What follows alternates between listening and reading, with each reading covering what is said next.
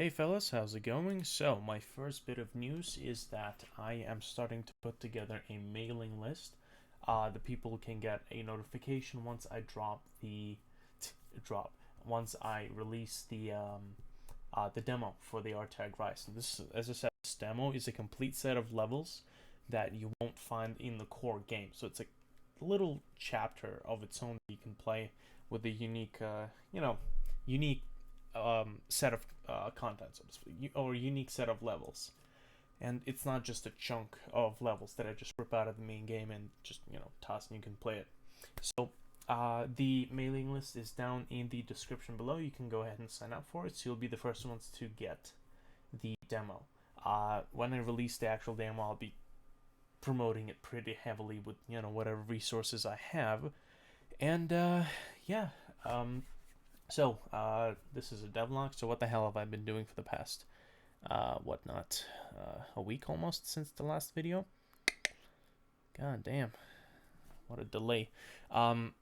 So I have been, I've been fixing probably the biggest fuck up I could ever make in making a game in GameMaker Studio. Essentially, this was a ported project from GameMaker 1.4 into 2 because there were so many additional tools like the auto tiler that I really wanted to use in this project because since I am actually using tiles quite heavily, GameMaker Studio 1.4 was just not very well designed to deal with auto tiling. You had to put on tiles like manually. You had to literally go over here and you had to select this tile and place it, and you had to select this tile and then place it, and you had your platform or whatever. So that was just that was taking way too long. So definitely the $80 I paid to upgrade from 1.4 to 2. I still have my 1.4 licenses, just owners of 1.4 currently get a discount. I think they said it was going to be temporary, so definitely worth the $80. But I made a huge mistake, and it's the fact that all these blocks, I'm using objects, so 32 by 32 pixel blocks, objects, in order to determine the collisions for the player, so that the player can jump up and slide on the walls. I'm actually using objects and not tiles or like data structures to organize where everything is.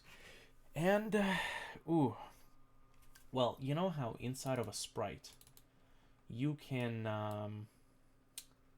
essentially set the center of the sprite right over here. So what I did in the original in 1.4 is I've set the center of the sprite literally in the center of the sprite. So this is the point of origin. And what happened is, because I did that, I could easily, lay out these blocks in the level editor. But the problem is that in order to set lay out the tiles, I would effectively have to make the grid, instead of 32 by 32 pixels, I'd have to make it 16 by 16, and that's how I was able to put the tiles to be aligned with the actual blocks. Now, the reason I did the thing for the blocks, I don't quite remember exactly why I did this, but I'm pretty sure that I was using a lot of like alt functions, where you press the alt button and you draw. You literally just hold down the left mouse button and an alt, and you can draw with objects. So since I have walls, ceilings, floors, huge areas that needed to be covered in the object, I was figured, okay, well, there is a faster way to do this. You hold alt and you just draw a line of objects across and you're done. So but I think when it was aligned to the top left corner, there was a lot of finicky stuff with how the objects were positioned. Like I had either overlapping objects, or the objects would be created as soon as the mouse reached like the top left corner, which kind of got annoying, which is why I think I went with the center thing. But royally fucked me because I was setting, first of all, the grid. I was setting the grid of the level, like in here in GameMaker Studio 2, it's over here, but in GameMaker Studio 1, you just had the two values up top left corner, right around here.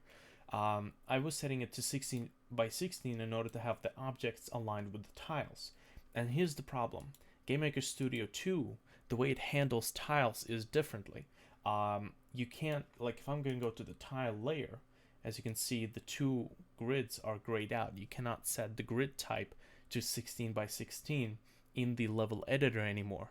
The way it works is that your level tiles, the size of the level tiles is determined by the size of the grid you set in the tile map, or the the tile properties. So this is 32 by 32 pixels because each one of these blocks is 32 by 32 pixels. So if I set this to 32 by 32, the grid aligns with the sprites. The problem is that my objects were still aligned to a 16 by 16 shift, which is when you put the center point right in the middle. And that royally fucked me over because now I can't, I had the 16 by 16 grid alignment in the level editor over here.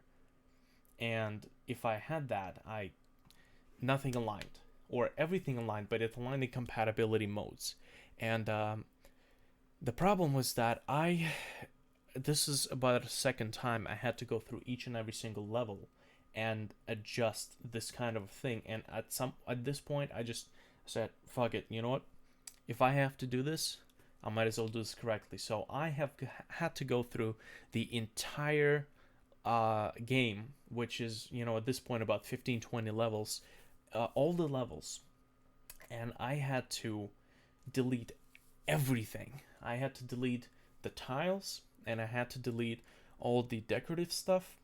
And now that I think about it, I'm gonna have to redo the lighting too, because the lighting is very specific to the surroundings.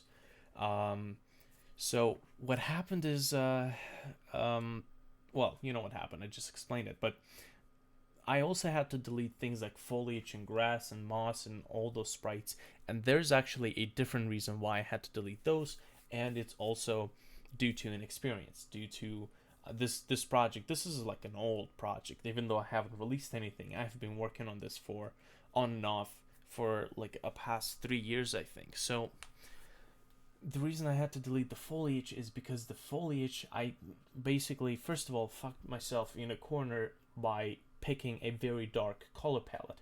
The reason I went with the dark color palette is because I was using, for my lighting, I was using additive lights. And when you use additive lights, you can actually add color to lights.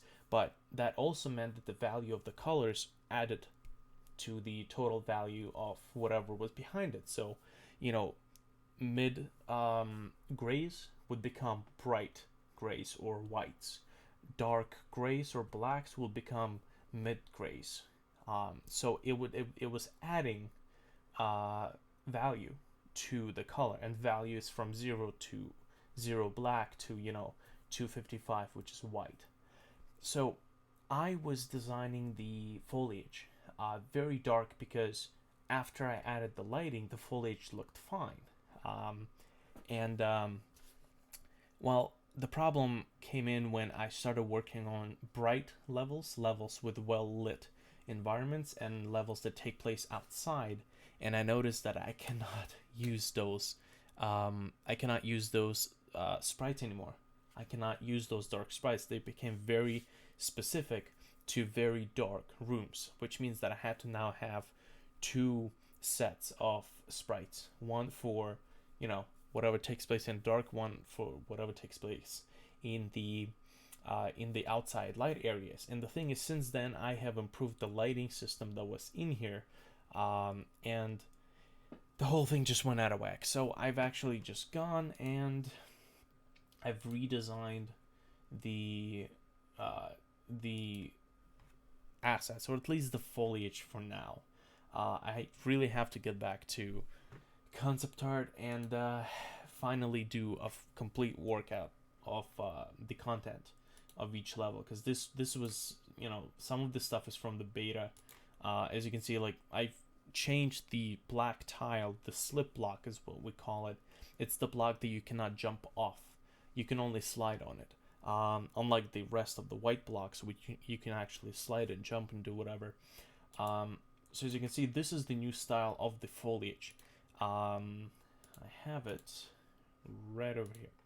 Yeah, so as you can see, here's a nice little spreadsheet of all the new things, or all the new decoratives or new foliage that I'm going to be using in this game.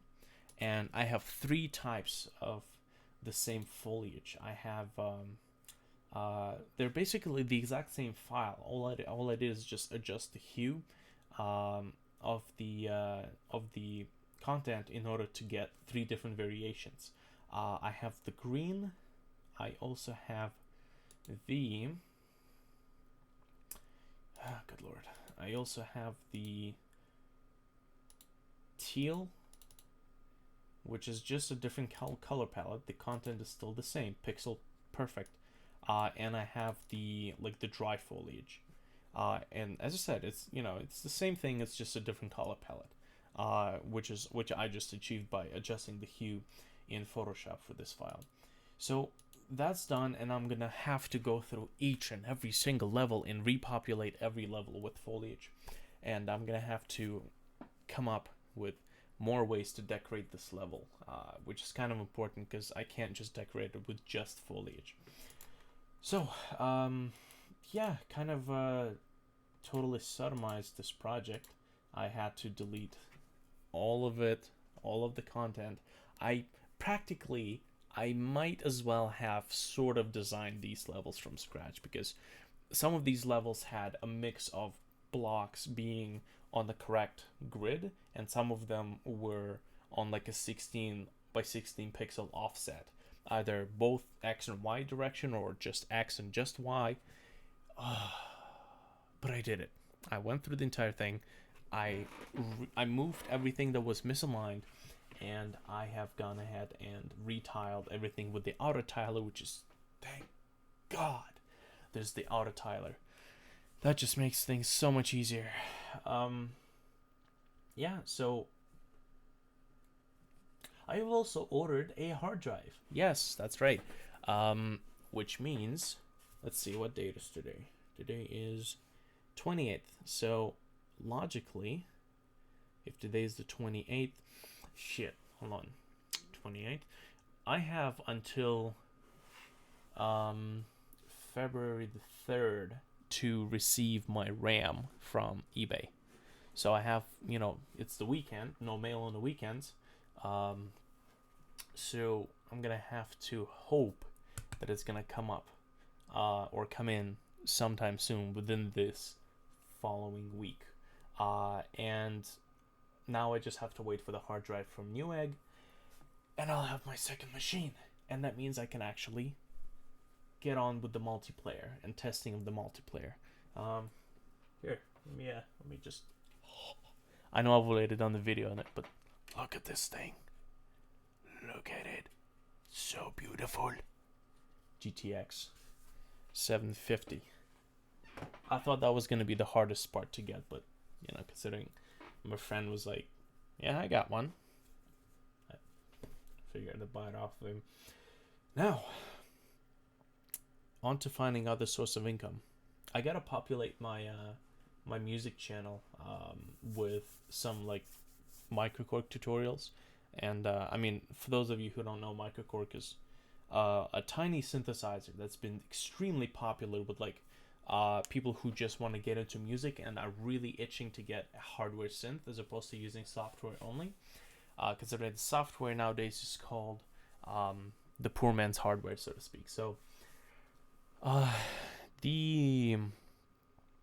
used to have a YouTube channel way back in the day when I was back in high school. I used to have a YouTube channel where I did purely music tutorials and music videos, and it was just, this was back in the day when YouTube was really fresh, like 2008 fresh, like when you had, the customizable home pages, when you had to actually you could pick backgrounds for your channels, and it was just ridiculous. So I had a channel that was about 300. I want to say either 300 or 360 subscribers, and I've just surpassed 300 subscribers. So I'm like, I'm getting there. But this is game development channel, so it will really count when I reach 360 subscribers on that other channel, and that other channel doesn't really have much content on it. But yeah, I was just an idiot and I deleted that channel because I wanted to start a fresh channel. I don't know. Well, you gotta work hard for this stuff. But yeah, 300 subscribers. Not bad. I mean, granted, you know, half of them at least have been subscribed for years and they're just probably inactive and they forgot that they've subscribed to me. But all in all, yeah, it's not a bad day. This channel, I feel like it's going to be turning more into game development updates on my projects, and you know, if I have time for or inspiration for a tutorial, I'll do one of those. But other than that, I'm looking forward to posting more stuff with game content. Now, I kind of want to play this game right now, considering that it's at the stage where I could play single player or local with controllers or a mouse and keyboard, whatever. But the only problem is that as nice a machine this is to develop on, it can't really handle gaming and recording at the same time. Unfortunately. So, which is going to be a plus when I get the second computer, because I can record with that one and play with this one. Solutions. Look at that. I've also discovered that one of the Q8300 processors is not compatible with the motherboard of the music production machine downstairs. So that one's still going to be running the Core 2 Duo. Can't remember which mark it is. But surprisingly enough, with the proper audio card or audio interface, it's actually able to handle quite a lot of the workload that I would usually work with when I use this computer for music production on, you know, just switching to a different OS. So, yeah, lots of stuff happening, so to speak. Not really, but you know, I just make it sound like it's a lot of stuff. Holy shit, if I moved my music production stuff, I should really, like, delete the music production OS. Well, maybe not the OS, but I really should delete the the folder with all the plugins, with all the music plugins, considering that I'm not going to be using any of that stuff here. So I could use the spare space over there, or, you know, over here, that's for sure. Anyways, we are currently stuck on T-Page because I changed the center point in the sprite to demonstrate the whole issue. So now it's going to be like, oh, I gotta compile again. Wait for me, Sonny. What else? Is there anything else? No. Well, reminder, sign up for the mailing list so you can get the demo first. It's not like a part of the story. Oh. I might as well demonstrate some of the stuff I've been working on. It's not going to be a smooth game. Sorry, that was a little too loud. It's not going to be a perfect recording. But yeah, I've disabled audio. It's a little choppy. But anyways, as you can see at the bottom left corner, the select button is a little offset. That's because I'm using... that is something that I gotta fix. I just gotta move the shader down a bit to make sure that the shader is not popping up in the main menu, or at least not the way it is right now. But anyways, oh yeah, wow, it's like really slow, like painfully slow. The first thing that I was actually working on, yeah, see, all the levels are cleared off. Yeah, so some of the stuff I needed to make sure that we have more of a difference between the slip blocks. I changed the, I made a new particle, considering that after I imported or ported from 1.4 to Studio 2, the jumping particles and the wall slide particles got really mangled. I think they just used a different sprite for that, but I changed the sprite a little bit. It looks a little bit cartoony, which is what I actually like. Looks a bit more custom. So one thing that I did, wow, this is this.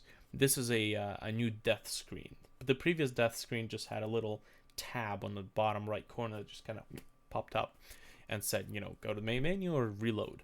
But this one's using a heavily sodomized FNAF 3D shader that I did a tutorial on in almost a year ago actually. God damn, or half a year ago.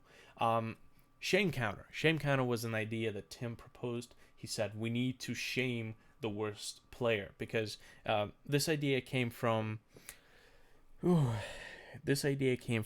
we were playing Fear 3 for the Retroactive Gamers channel, and in the end of each chapter, so to speak, it totaled up your use of the paranormal powers or the special powers, your efficiency, your accuracy. It totaled up all the bonuses and all the points, and it picked which is the favorite player or which is the favorite son, as it says. Because you play as the point man, and you play as Paxton Fattel, which is your brother who you kill in the first game, the first Fear game. It was funny when we started playing the game. I was playing as Paxton because he's basically a paranormal creature. He's a ghost after we killed him in the first game, but he never went away. So there was a point man who was in prison, and there's the Paxton Fattel, the brother, who was in a ghost form, kind of trying to get his brother out.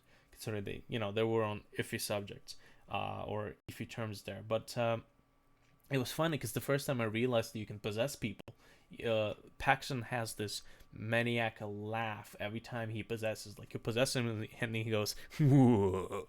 And every time, first 3 times we did this, I was like, wow, this is hilarious. And Tim's like, can I switch controllers with you? And I was like, okay, yeah, this totally sounds like you. So we switched controllers, and every time he possesses something, he laughs, the Paxton laughs, and he laughs. It's like, this is awesome. So in the end of the game, depending on how you play, how many times you get down, your points total, considering your ultimate goal is to get to your mother, who is a paranormal creature of her own, she would pick a favorite son, so to speak, and depending on which one would be the favorite son will determine